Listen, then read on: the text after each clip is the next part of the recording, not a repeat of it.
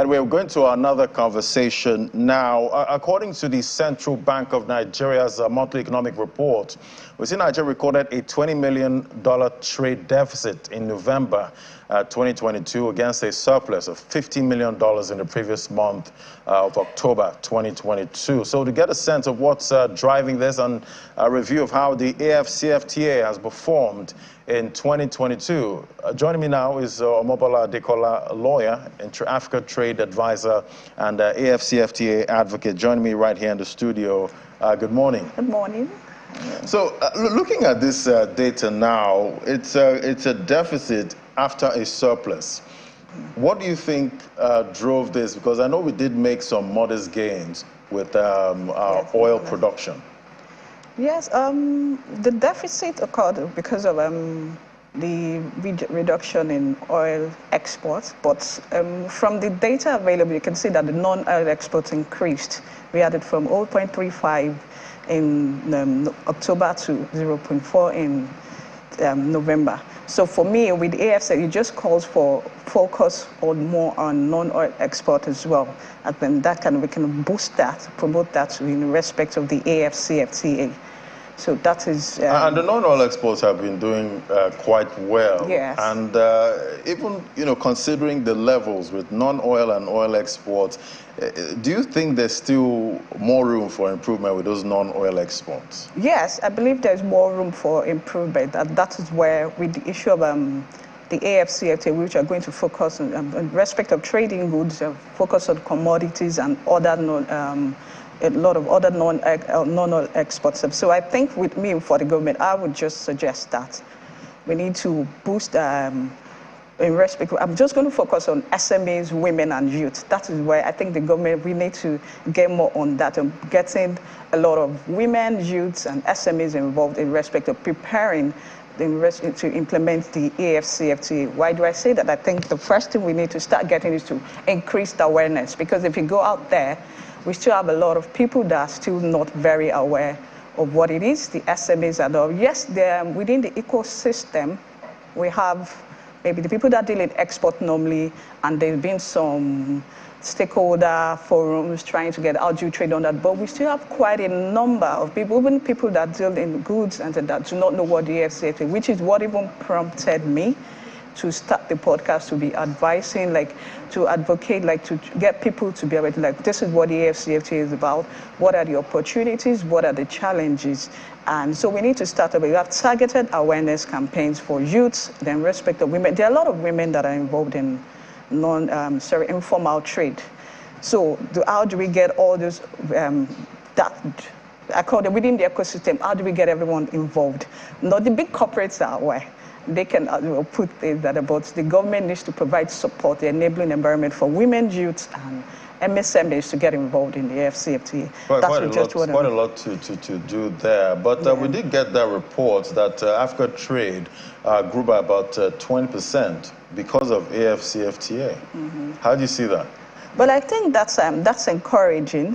That's encouraging, and I believe that when Nigeria gets on board, there are some countries that are already trading under the guided trade initiative, under the supervision of the AFCFTA Secretariat. We have Ghana, Cameroon, and some others are involved. So I believe when Nigeria gets on board, we're going to see more improvement in respect. Yes, some work has been going on, even in respect of the NEPC trying to promote non-oil export. But I think, by the time we move more in promoting, getting SMEs on board, getting everyone involved in what the AFCFTA is about, we could see more improvements in it.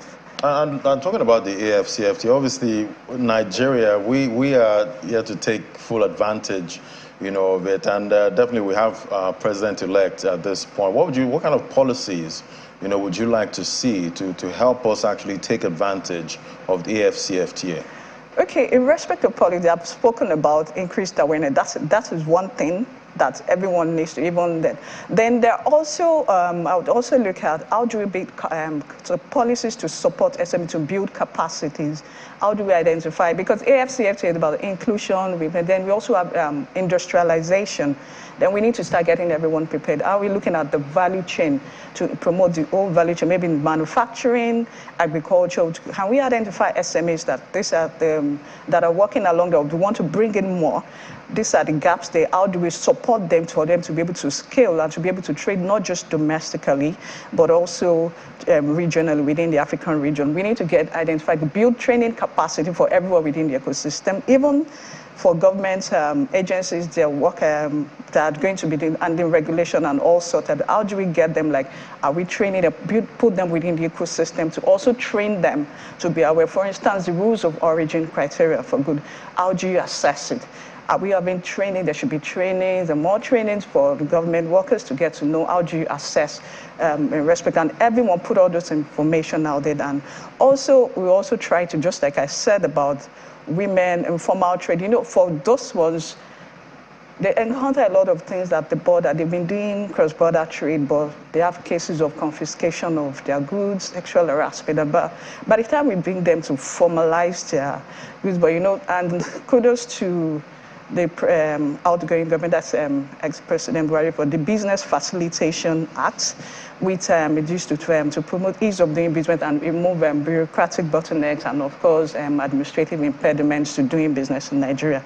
So amended some of our Act, KAMA, NEPC Act, and the rest of them. And one thing I like is, which I always say, but it says, publicize, put out information there, let everyone see what are the licensing requirements. If it's in respect of licensing to apply for registration, let everyone see what it is, and if within the time frame of approving anything, maybe registration, or let it be done within that. But for me, I will always say, yes, we have all these, but there needs to be the political will for people to see that the government is really ready, implementation. And obviously with the AFCFTA, we need to get Africans trading with Africa. Yes, we need to get more people on board, and so then also another thing that I would also like to suggest, there have been various reports on AFCFTA trying to identify value chains. We can build a strategy from that. The IT's International Trade Center and the African Union released a report last year in respect of food value chains within Africa.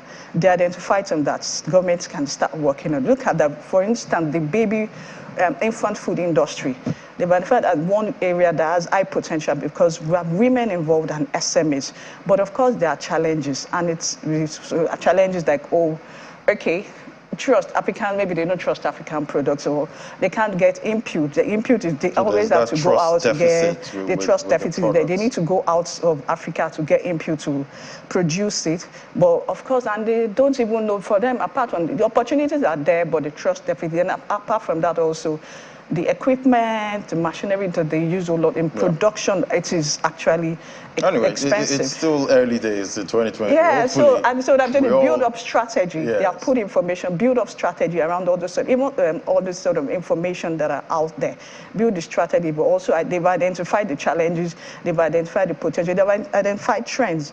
Work with, and for that baby food industry, infant is identified as a very potential, high growth potential for SMEs. It has big potential right there. Move quick into that for SMEs, help them to identify. Let's build up ecosystem that focused on AFCFTA as well to start training people. All right, we'll keep tracking their growth there. Thank you so much, Amobola Adekola, the Intra-Africa Trade Advisor and lawyer. Thank you. It was great having your perspective today.